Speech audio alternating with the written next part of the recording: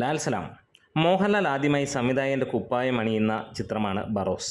ബറോസ് ഒരു ചെറിയ സംഭവമല്ല, ഒരു അന്യായ ഒന്നൊന്നര സംഭവം തന്നെയെന്ന് ഇപ്പോൾ ഉറപ്പിച്ചിരിക്കുന്നു. അതിനു മുമ്പ് ചാനൽ സബ്സ്ക്രൈബ് ചെയ്തിട്ടില്ലെങ്കിൽ ഒന്ന് സബ്സ്ക്രിപ്ഷൻ പരിഗണിക്കണമെന്ന് അഭ്യർത്ഥിക്കുകയാണ്. ഈ ഒരു സിനിമ പൂർണ്ണമായും കുട്ടികൾക്ക് വേണ്ടിയുള്ളതാണെന്ന് ഉറപ്പിച്ചിരിക്കുകയാണ്. സിനിമയുടെ ചിത്രീകരണവും കാര്യങ്ങളും ഒക്കെ കഴിഞ്ഞ് ഇപ്പോൾ പോസ്റ്റ് പ്രൊഡക്ഷനും കഴിഞ്ഞ് സിനിമ 25-ാം തീയതി തിയേറ്ററുകളിലേക്ക് എത്താൻ പോവുകയാണ്. ബറോസ് ഐമാക്സിലും റിലീസ് ചെയ്യുമെന്ന് മോഹൻലാൽ തന്നെ ഉറപ്പിച്ചിരിക്കുന്നത്. ആദ്യമായി ഇന്ത്യയിൽ റിലീസ് ചെയ്ത 3D ചിത്രം മൈ ഡിയർ കുട്ടിച്ചാത്തനാണ്. അതൊരു 40 വർഷത്തോളമായി ആ കാര്യങ്ങൾ കഴിഞ്ഞിട്ട് അതിനുശേഷം ഇത്തരം ചിത്രങ്ങൾ ഉണ്ടായിട്ടുണ്ട്. പക്ഷേ ഫുൾ 3Dയിലാണ് ഈ ഒരു സിനിമ ചെയ്തിരിക്കുന്നത് എന്നുള്ളതാണ് ഇതിൻ്റെ ഏറ്റവും വലിയ പ്രത്യേകത. ബറോസിലെ അഭിനേതാക്കളെല്ലാം രാജ്യാന്തര തലത്തിൽ ശ്രദ്ധിക്കപ്പെട്ടവരാണ്. സ്പാനിഷ്, പോർച്ചുഗൽ, ബ്രിട്ടീഷ് അഭിനേതാക്കളും ബറോസിൽ ഉണ്ട് എന്നുള്ളതാണ്. ഒരു സാധാരണ സിനിമയല്ല എന്നുള്ളത് നമുക്ക് ഉറപ്പിക്കാം. വേണമെങ്കിൽ ഒരു അടിയും ഇടിയും നോക്കിയുള്ള പടം എടുക്കാം. പക്ഷേ ഇത് വയലൻസ് ഇല്ലാത്ത ഒരു ചിത്രം തന്നെയാണ്. ഈ ചിത്രം കുട്ടികൾക്ക് വേണ്ടി മാത്രമുള്ളതാണ്. ഒരു കുട്ടിയും ഭൂതവുമായിട്ടുള്ള കഥയാണ്. ഐമാക്സിലും ചിത്രങ്ങൾ എത്തുമ്പോൾ ഒരു കാര്യം നമുക്ക് ഉറപ്പിക്കാം, മലയാളത്തിൽ അല്ലെങ്കിൽ മലയാള സിനിമയിൽ പൂർണ്ണമായും ഐമാക്സിൽ എത്താൻ യോഗ്യതയുള്ള ചിത്രം തന്നെയാണ് ഈ ഒരു സിനിമ. 2019 ഏപ്രിലിൽ പ്രഖ്യാപിക്കപ്പെട്ട ബറോസ് എന്ന ചിത്രത്തിൻ്റെ ഒഫീഷ്യൽ ലോഞ്ച് 2021 മാർച്ച് 24 തുടങ്ങിയത്. 170ഓളം ദിവസമാണ് സിനിമയുടെ ചിത്രീകരണം നടന്നിരുന്നത്. മോഹൻലാലിൻ്റെതായി പൃഥ്വിരാജ് സംവിധാനത്തിൽ ഒരുങ്ങുന്ന എമ്പുരാൻ രജപുത്ര നിർമ്മിക്കുന്നു. അതുകൂടാതെ L360 അദ്ദേഹത്തിൻ്റെ സിനിമ അതെല്ലാം തന്നെ വരാനിരിക്കുകയാണ്. അതിനിടയിൽ ബറോസിൻ്റെ റിലീസ് ഒരുപാട് നാളുകളായി നീണ്ടുപോകുന്ന ഒരു കാര്യവും നമ്മൾ കാണുകയുണ്ടായി. ഇവിടെ പല ഡിപ്പാർട്ട്മെൻറ്റുകളിൽ നിന്നുള്ള കാര്യങ്ങൾ കേൾക്കുമ്പോൾ നമുക്ക് ഉറപ്പിക്കാം ഇത് മലയാള ഫിലിമിൻ്റെ റേഞ്ചിലല്ല നിൽക്കുന്ന, ഒരു ഇൻ്റർനാഷണൽ ഫിലിമിൻ്റെ റേഞ്ചിൽ നിൽക്കുന്ന സിനിമ തന്നെയാണ്. വേറെ ഒന്നുമല്ല, ഈ സിനിമ ഈ പോസ്റ്റ് പ്രൊഡക്ഷൻ വർക്കുകളുടെ കാര്യങ്ങളിലേക്ക് എടുക്കുകയാണെങ്കിൽ നമുക്ക് കാണാൻ കഴിയുന്നു. തായ്ലാൻഡിലാണ് ഈ സിനിമയുടെ ആദ്യത്തെ മിക്സിംഗ് നടന്നത്. പിന്നീട് സൗണ്ട് മിക്സിങ് ലോസ് ഏഞ്ചലസിലേക്ക് മാറ്റിയും. അതായത് ഇന്ത്യയിലല്ല ഇതിൻ്റെ പല കാര്യങ്ങളും ചെയ്തിരിക്കുന്നത്, അത് ഇൻ്റർനാഷണൽ ക്വാളിറ്റിയിലൊരു സ്റ്റഫ് ഇറക്കുന്നു എന്ന് തന്നെ പറയാം.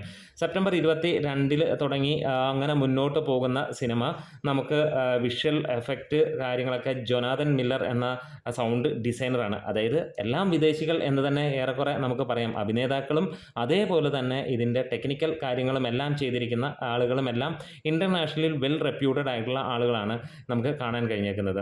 റീ റെക്കോർഡിംഗ് ഈ പറഞ്ഞ പോലെ ലോസ് ആഞ്ചലസിൽ കഴിഞ്ഞെങ്കിൽ പിന്നെ നമുക്ക് ബാക്കിയുള്ള റിമൈനിങ് വർക്കുകൾ കാണാൻ കഴിഞ്ഞത് ബുദാപെസ്റ്റ്, ഹംഗറിയിലാണ്. അതേപോലെ തന്നെ സോണി പിക്ചർ സ്റ്റുഡിയോസ് അതിൻ്റെ ഇമേജ് ഷെയർ ചെയ്തിരിക്കുന്നു ഇൻ ഹോളിവുഡ്. അതേപോലെ നമ്മൾ പറഞ്ഞ പോലെ മ്യൂസിക്കും സൗണ്ടും എല്ലാം കിലൻ അതേപോലെ തന്നെ മില്ലറാണ് ഫൈൻ ട്യൂൺ ചെയ്തിരിക്കുന്നത്. ഫൈനൽ പോസ്റ്റ് പ്രൊഡക്ഷൻ മുംബൈയിലാണ് അവസാനമായി നടന്നിരിക്കുന്നത്. അതുപോലെ തന്നെ സ്ക്രീൻ റേഷ്യോ ഇതിനകത്ത് കൃത്യമായിട്ട് പറയുന്നുണ്ട്. 1:43:1 അതേപോലെ 1:90:1 ആസ്പെക്ട് റേഷ്യോയിലാണ് വരുന്നത്. അതുകൊണ്ട് തന്നെ ഐമാക്സ് സ്ക്രീനിങ്ങിലൊക്കെ ഒരു അന്യായ റിസൾട്ട് തന്നെയായിരിക്കും ഈ സിനിമയ്ക്ക്. നമ്മൾ അവതാറൊക്കെ കണ്ട് കണ്ണുമിഴിച്ചിട്ടുണ്ടെങ്കിൽ മലയാളത്തിൽ നിന്ന് ഒരു അവതാരമായി തന്നെയായിരിക്കും ബറോസ് എത്താൻ പോകുന്നത് എന്നുള്ളതാണ്. സിനിമ വലിയ രീതിയിൽ നമുക്ക് ഈ ഒരു നമ്മൾ ചിന്തിക്കുന്നതിൻ്റെയൊക്കെ മുകളിൽ നിൽക്കുന്ന ഒരു സിനിമ തന്നെയായിരിക്കും ഇതെന്നുള്ളതാണ്. അതേപോലെ തന്നെ സിനിമയുടെ ഡിജിറ്റൽ റൈറ്റ്സ് ഓൾറെഡി വിറ്റുപോയിരിക്കുന്നത് ഡിസ്നി പ്ലസ് ഹോട്ട്സ്റ്റാറിനുമാണ്.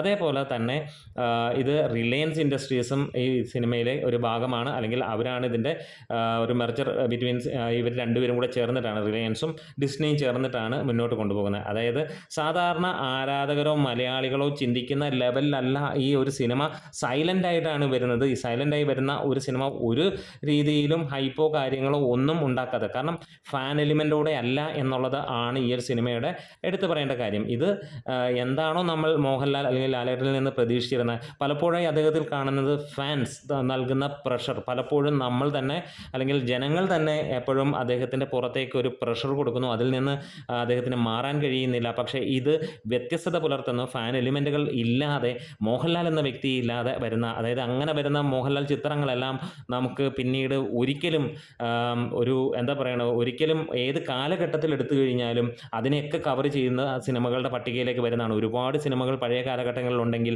ഇന്ന് വീണ്ടും അതേപോലെ അദ്ദേഹത്തിന് ഫാനിസത്തിൻ്റെ തലയിൽ ഭാരങ്ങളില്ലാതെ മുന്നോട്ട് കൊണ്ടുപോകാൻ കഴിയുന്ന ഒരു ചിത്രമാണ് ബറോസ്. അതുകൊണ്ട് തന്നെയാണ് ഹൈപ്പും കാര്യങ്ങളും ഒന്നും പുറത്തേക്ക് വിടാത്തത്. പക്ഷേ മലയാളി കാണുന്നതിൻ്റെ മുകളിൽ ഉള്ള ഒരു ചിത്രം തന്നെയാണ്. ഒരു പക്ഷേ ഓസ്കാർ ലെവലിലേക്ക് സിനിമ പോകാൻ പോകാനുള്ള എല്ലാ ചാൻസുകളുമുണ്ട്. അതിൽ വിജയിക്കാനും, അതായത് ഇന്ന ഡിപ്പാർട്ട്മെൻറ്റ് നമുക്കറിയാം, ഈ പറഞ്ഞ പോലെ ഓസ്കാർ എന്ന് പറഞ്ഞാൽ അവിടെ പോയി അഭിനയത്തിൻ്റെ മികവോ അങ്ങനെയുള്ള കാര്യങ്ങളിലൂടെ ഒന്നും കാര്യങ്ങളില്ല. കാരണം ഒരു സിനിമയ്ക്ക്, അതായത് ഇംഗ്ലീഷ് സിനിമകളല്ലാത്ത പ്രാദേശിക അല്ലെങ്കിൽ പുറത്തുനിന്നുള്ള ലാംഗ്വേജിൽ നിന്ന് ഒരു സിനിമയെ എടുക്കുകയുള്ളൂ. അതിൽ ഈ ഒരു സിനിമ ഇൻക്ലൂഡ് ചെയ്യുകയും ഇതിലേതെങ്കിലും ഒരു ഡിപ്പാർട്ട്മെൻറ്റിന് തീർച്ചയായിട്ടും ഒരു ഓസ്കാർ അവാർഡ് ഉറപ്പിക്കാം. നിങ്ങൾക്ക് തീർച്ചയായും ഇത് ഒന്ന് നോട്ട് ചെയ്ത് വെക്കാം. ആ ഒരു സമയത്ത് നമുക്ക് കാണാം ഇതെങ്ങനെയാണെന്നുള്ളത്, നിങ്ങൾക്കത് ഓർത്ത് വെക്കാം. എന്തായാലും ബറോസ് വരുന്നത് ഒരു ഒന്നൊന്നര സംഭവമായിട്ട് തന്നെയാണ്. ഇതുവരെ കണ്ട കാഴ്ചയിൽ നിന്ന് ഏറെ വ്യത്യസ്തമായിരിക്കും ഈ ഒരു സിനിമ എന്നുള്ളതിന് യാതൊരു സംശയവും ഇല്ല. ഇനിയും ആണ് നമ്മളുടെ മറ്റുള്ള കളികൾ വരാൻ പോകുന്നത്. സിനിമയ്ക്ക് വലിയ രീതിയിൽ ഫാൻ ഷോസോ കാര്യങ്ങളോ ഒന്നുമില്ല. പക്ഷേ വരുന്നത് വമ്പൻ തിയേറ്ററുകളിലും ഐമാക്സ് പോലെയുള്ള തിയേറ്ററുകളിലും, അതും ഇന്ത്യ മാത്രമല്ല വിദേശ രാജ്യങ്ങൾ ഉൾപ്പെടെ 5ഓളം ഭാഷകളിലാണ് ഇന്ത്യയിൽ തന്നെ വരുന്നതെങ്കിൽ വിദേശ രാജ്യങ്ങൾ ഉൾപ്പെടെ അന്യായ ഒരു റിലീസാണ് സിനിമയ്ക്ക് വരുന്നത്. റിലീസിനേക്കാൾ കൂടുതൽ ഇത് OTT അല്ലെങ്കിൽ ഇത് ഡിജിറ്റൽ റൈറ്റ്സ് ആണ് പോകുന്നത്. ഏകദേശം 150 കോടിക്ക് മുകളിലാണ് ഈ സിനിമയുടെ ബഡ്ജറ്റ് എങ്കിൽ അതിൻ്റെ അതേ വാല്യൂ തന്നെ ഏകദേശം ഈ പറഞ്ഞ പോലെ ഡിജിറ്റൽ റൈറ്റ്സിലൂടെ സിനിമയ്ക്ക് നേടാൻ കഴിഞ്ഞിട്ടുണ്ട് എന്നുള്ളതാണ്. അതായത് ഇറങ്ങുന്നതിന് മുമ്പ് തന്നെ സിനിമ ഒരു പ്രോഫിറ്റബിൾ ബിസിനസ് വൈസ് പ്രോഫിറ്റബിൾ ആണ് എന്നുള്ളതാണ്. ഇവിടെ നമ്മൾ ഒരിക്കലും ഈ ഒരു സിനിമയുടെ കോടികളോ അല്ലെങ്കിൽ അങ്ങനെയുള്ള കാര്യങ്ങളല്ല, ഒരു ഇൻ്റർനാഷണൽ സ്റ്റഫ് മലയാളത്തിലേക്ക് വരുന്നു. അതായത് മലയാള സിനിമയുടെ മുഖമുദ്ര മാറാൻ പോകുന്ന ചിത്രം എന്നുള്ള ലെവലിൽ തന്നെയാണ് ബറോസിനെ കാണുന്നത്.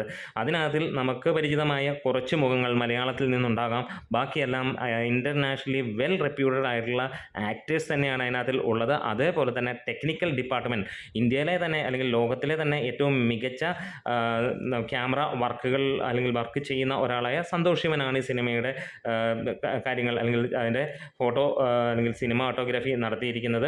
അതുപോലെ തന്നെ ജിജോ പൊന്നോസിൻ്റെ കഥയിലാണ് ഈ ഒരു സിനിമ നടക്കുന്നത്. അതായത് മൈ ഡിയർ കുട്ടിച്ചാത്തൻ എന്ന സിനിമ കണ്ടിട്ടുള്ള നമുക്ക് എല്ലാവർക്കും അറിയാം. കൊച്ചിയിലെ നമ്മൾ വിസ്മയമായിരുന്നു ആ ഒരു സിനിമ. ഒരിക്കൽ നമ്മൾ ചിന്തിക്കുന്നതിനൊക്കെ കാലങ്ങൾക്ക് മുമ്പ് ഇന്ത്യയിലെ തന്നെ ആദ്യത്തെ 3D സിനിമയായിട്ടാണ് വന്നത്. അങ്ങനെ ജിജോ പൊന്നോസിൻ്റെ നോവലിനെ ബേസ് ചെയ്തിട്ടാണ്, മായ എന്ന നോവൽ എന്നാണ് കേൾക്കുന്നത്, അതിനെ ബേസ് ചെയ്തിട്ടാണ് ഈ ഒരു സിനിമ വരുന്നത്. Barroz guardian of the Gama's treasure എന്നുള്ള പേരിലാണ്. അതായത് ആ ഒരു സിനിമ വരുമ്പോൾ നമുക്ക് ഒരു കാര്യം ഉറപ്പിക്കാം, ഇനി മലയാള സിനിമ ഇതിൻ്റെ ചുവട് പിടിച്ച് മുന്നോട്ട് പോകുന്ന ഒരു കാര്യമായിരിക്കാം എന്നുള്ളത്.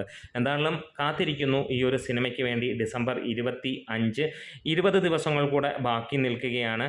നിങ്ങൾ എത്ര പേരാണ് ഈ ഒരു സിനിമയ്ക്ക് വേണ്ടി കാത്തിരിക്കുന്നത്? ഈ ഒരു സിനിമയെക്കുറിച്ച് നിങ്ങളുടെ അഭിപ്രായങ്ങൾ അല്ലെങ്കിൽ ഈ ഒരു സിനിമയുടെ നിങ്ങളുടെ എക്സ്പെക്റ്റേഷൻ ഒന്ന് പറയാം. ഈ സിനിമയുടെ ഡിസ്ട്രിബ്യൂഷൻ ആശീർവാദും ഫറസ് ഫിലിമും അതേപോലെ തന്നെ ആശീർവാദ് സിനിമ കമ്പനി LLCയും ചേർന്നിട്ടാണ് നടത്തുന്നത് എന്നാണ് വന്നിരിക്കുന്നത്. ആശീർവാദിൻ്റെ പ്രൊഡക്ഷനിലാണ് സിനിമ വരുന്നത്. അതുപോലെ തന്നെ ഗംഭീരമായിട്ടുള്ള ഒരു താരനിരയോടുകൂടി Mohanlal, Maya as Isabel, Cesar Lorente, Raton as Mendoza, അങ്ങനെ നമ്മൾ പേര് തന്നെ കേട്ടിട്ടില്ല, ഗുരു സോമസുന്ദരം അതേപോലെ ഉണ്ട്. അങ്ങനെയുള്ള വലിയ വലിയ താരനിരയോടുകൂടി തന്നെയാണ് വരുന്നത്. എന്താണെങ്കിലും ആരൊക്കെയാണ് സിനിമ കാത്തിരിക്കുന്നതെന്ന് ഒന്ന് കമൻസിലൂടെ രേഖപ്പെടുത്താം. 400 വർഷങ്ങൾക്ക് മുമ്പ് ഉണ്ടായിരുന്ന ഒരു നിധി കാക്കുന്ന ഭൂതമായി മോഹൻലാൽ വരുമ്പോൾ നമുക്ക് ഒരു കാര്യം ഉറപ്പിക്കാം, നാച്ചുറൽ ആക്ടിങ്ങിൻ്റെ തമ്പുരാനായ മോഹൻലാലിൻ്റെ ഈ ഒരു സിനിമ മറ്റൊരു വലിയ സക്സസ്സായി മാറും എന്നുള്ളത് തന്നെ കാത്തിരിക്കാം. ലാൽ സലാം.